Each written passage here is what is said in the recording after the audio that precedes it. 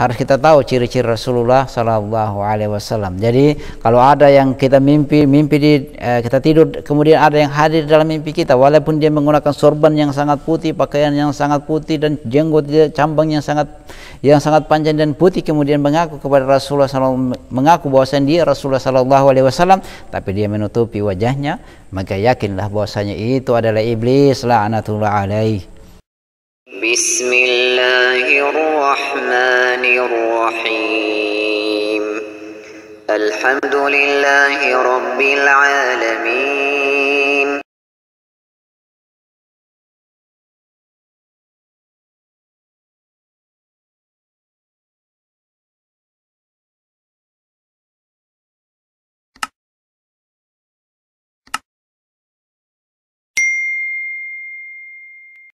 Baik.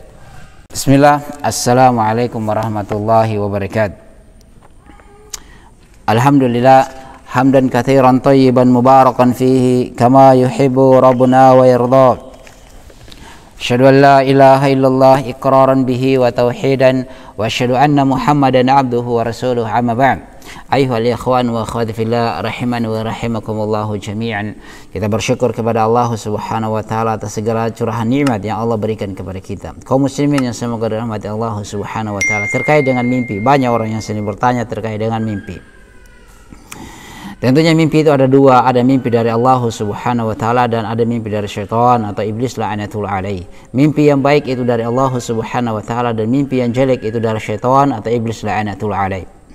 Nah, hal yang sering ditanyakan adalah bagaimana agar kita mendapatkan mimpi yang benar.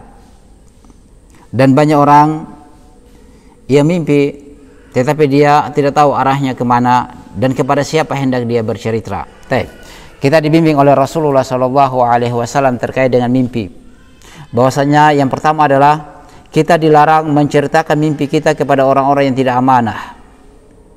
Kalau kita mimpi yang indah, maka kita ceritakan mimpi tersebut kepada orang-orang yang amanah, yang mampu, yang memiliki tafsir atau cara berpikir terkait dengan mimpi tersebut. Karena Rasulullah Shallallahu Alaihi Wasallam mengatakan bahwasanya mimpi seseorang itu ketiga itu akan terjadi sesuai dengan takwilnya, akan sesuai dengan takwilnya. Maka di situ ketika hal yang penting adalah kita harus menceritakan mimpi kita itu baik yang baik maupun yang buruk kepada orang yang amanah sehingga dia mampu mentakwilkan kepada perkara-perkara yang positif. Jangan dia mentakwilkan bahwasanya saya mimpi tadi malam ditikam, maka si A yang mentakwilkan begini pasti kamu akan takwilnya, pasti kamu akan ditikam.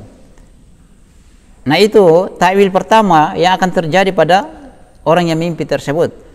Maka hindari menceritakan mimpi kita kepada orang-orang yang tidak amanah. Ceritakanlah mimpimu kepada orang-orang yang soleh, kepada para asatid, para ustadz-ustadz. Tanyakanlah mimpi kalian. Kemudian terkait dengan mimpi, bagaimana supaya menjadi mimpi kita itu adalah mimpi yang baik. Yang pertama yang dilakukan adalah yaitu antum makanlah makanan yang halal. Agar mimpimu menjadi mimpi yang baik, mimpi yang benar, maka makanlah makanan yang halal. Yang kedua, minumlah minuman yang halal. Jika mimpimu ingin baik, maka minumlah minuman yang halal. Minum dengan mengucapkan lafaz basmalah, menyebut nama Allah Subhanahu wa taala. Kemudian yang berikut adalah gunakanlah pakaian dengan pakaian yang halal, yang didapatkan dengan cara yang halal, sehingga mimpimu itu akan baik. Kemudian sebelum tidur berwudulah, sehingga ketika mimpi itu akan menjadi mimpi yang indah, yang insya Allah mimpi bukan dari syaitan. Karena seseorang ketika tidur dalam keadaan bersuci, kemudian dia menjaga makanannya, menjaga minumannya, menjaga pakaiannya, insya Allah akan keberkahan akan senantiasa datang kepadanya. Allah Subhanahu wa taala akan memberikan dia berkah di mana saja dia berada.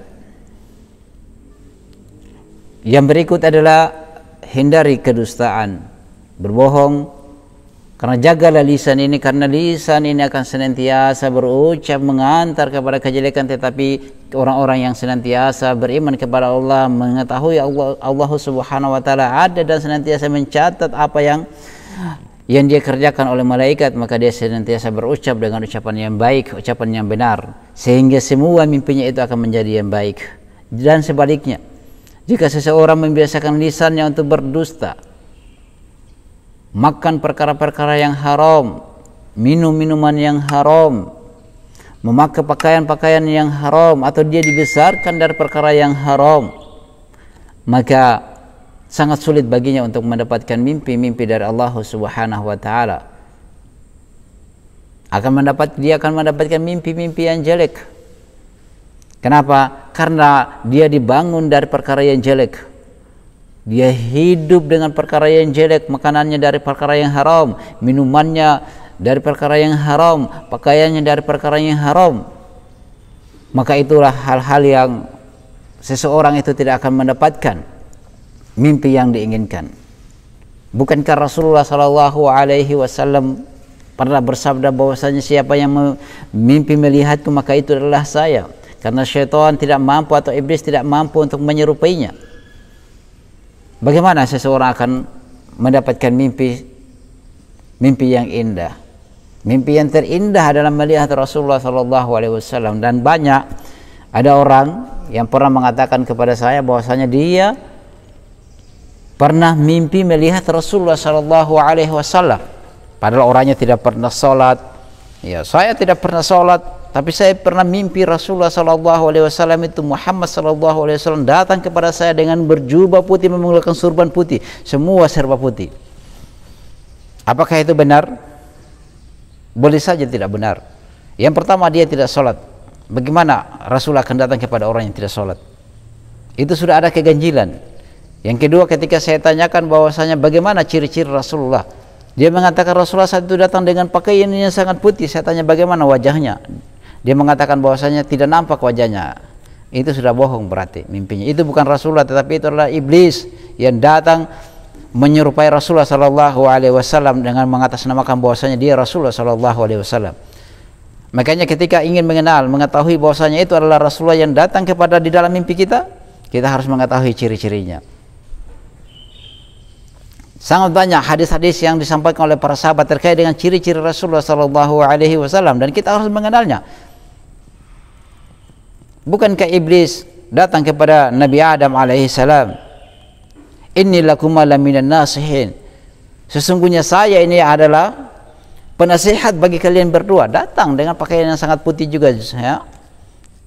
Menyerupai seorang kiai, kemudian menyerupai orang yang penasihat. Ternyata dia adalah iblis la'natullah alaih. Maka orang yang mengaku datang di dalam mimpi sebagai Rasulullah sallallahu alaihi wasallam, ya dia cross check dulu, ya, dilihat. Kita hadapkan dengan ciri-ciri Rasulullah sallallahu alaihi wasallam berdasarkan hadis-hadis Rasulullah sallallahu alaihi wasallam yang sahih. Bahwasanya Rasulullah sallallahu alaihi wasallam orangnya tidak terlalu putih, ya. Orangnya kuning-kuning lansat, rambutnya itu tidak terlalu lurus, rambutnya itu dia ikal. Itu kita harus tahu ciri-cirinya. Wajahnya itu tidak terlalu bulat. Jelas ada ciri-cirinya yang disampaikan oleh Rasul, oleh para sahabat, dan itu kita harus tahu sehingga ketika kita mimpi ada yang datang dengan memakai pakaian yang putih yang sangat indah, mengaku sebagai nabi, kita hadapkan ciri-ciri tersebut dengan hadis-hadis yang disampaikan oleh para sahabat. Kalau Nabi SAW datang di dalam mimpi kita, dia akan menampakkan semuanya dengan wajahnya. Tetapi kalau ada yang datang dengan menggunakan pakaian yang sangat putih di dalam mimpi kita, kemudian dia menutup wajahnya, maka yakinlah bahwasanya itu iblis la'natullah alaih. Karena iblis tidak mampu menyerupai wajah Rasulullah SAW. Tidak mampu menyerupai wajah Rasulullah SAW karena Allah Subhanahu wa taala menjaga hal itu. Maka untuk mendapatkan mimpi yang indah, mimpi yang benar dari Allah Subhanahu wa taala, yang pertama tadi adalah menjaga makanan kita. Kemudian yang kedua, menjaga minuman-minuman yang kita minum.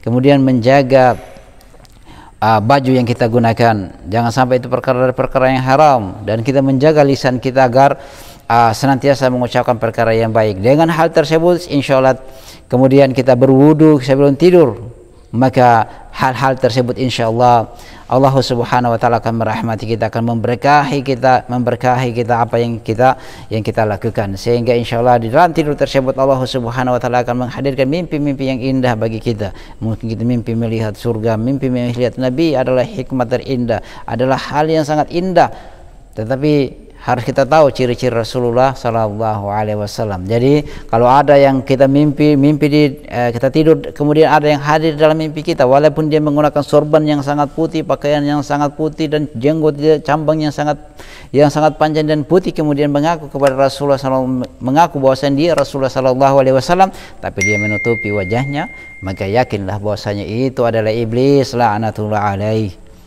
Karena Rasulullah Sallallahu Alaihi Wasallam tidak bisa diserupai oleh iblis. Wajah beliau tidak bisa ditiru oleh iblis la'natullah alaihi. Mungkin ini yang dapat kami sampaikan.